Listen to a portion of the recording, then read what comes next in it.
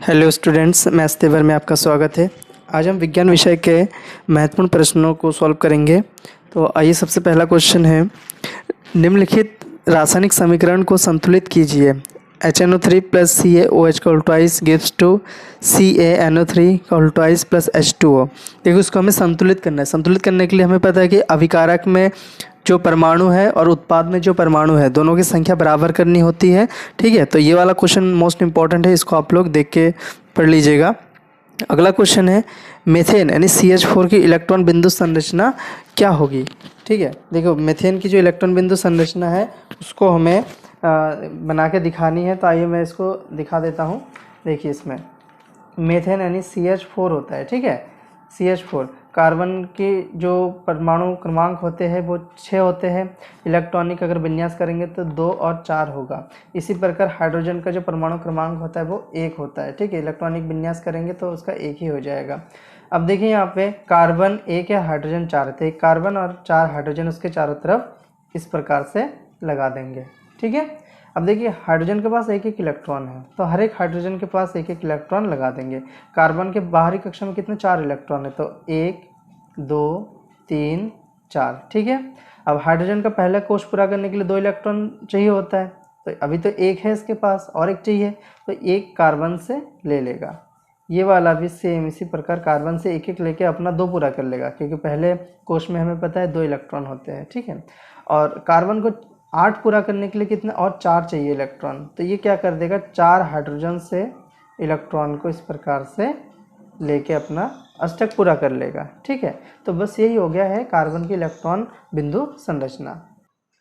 अगला क्वेश्चन है, धातुओं के 2 गुण लिखिए।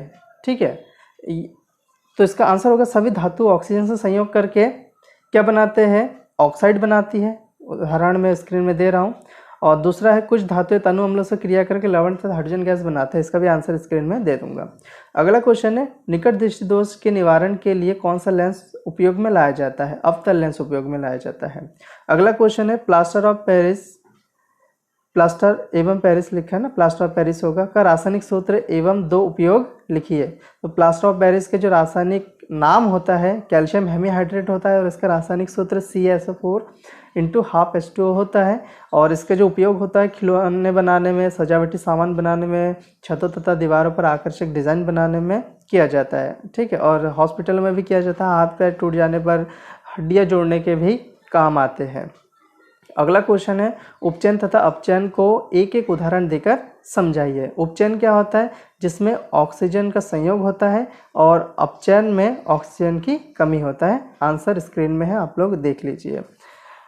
अगला क्वेश्चन है, क्वेश्चन नंबर 7, लोहे पर जंग क्यों लगता है, इसे जंग से बचाने के 2 उपाय लिखिए। देखिए, जब लोहे को नम वायु में लंबे समय तक रखा जाता है तो उस पर भूरे रंग की परत जम जाती है, जिसे जंग कहा जाता है। जंग से बचाने के लिए लोहे पर पेंट लगाया जाता है, या तो ग्रीस लगाकर इसका उपाय हम कर सकते हैं जंग से बचाने के लिए। ठीक है, लेंस की क्षमता का मात्रक बताना है। लेंस की क्षमता का मात्रक डायोप्टर होता है। ठीक है, और इसका जो फार्मूला होता है P = 1/F, और F अगर मीटर में होगा तभी ये फार्मूला आता है, और अगर F सेंटीमीटर में होता है तो P = 100/F आता है। ठीक है, अगला क्वेश्चन है, वैकल्पिक ऊर्जा के 2 उदाहरण दीजिए। तो पहला होगा सौर ऊर्जा, दूसरा नाभिकीय ऊर्जा। अगला क्वेश्चन है, क्या होता है जब एथेनॉइक अम्ल निम्न से अभिक्रिया करता है। केवल रासायनिक समीकरण लिखना है। सबसे पहले है एथेनॉल, फिर सोडियम हाइड्रोक्साइड और सोडियम कार्बोनेट। इसका रासायनिक समीकरण मैं स्क्रीन में दे दूंगा, आप लोग यहाँ से पढ़ लीजिएगा। ठीक है, यहाँ पे मैं विस्तार से नहीं बताऊंगा, क्योंकि ये जो वीडियो बना रहा हूँ ये मोस्ट इंपॉर्टेंट क्वेश्चन है। आप लोग ये सब क्वेश्चन पढ़ चुके हैं।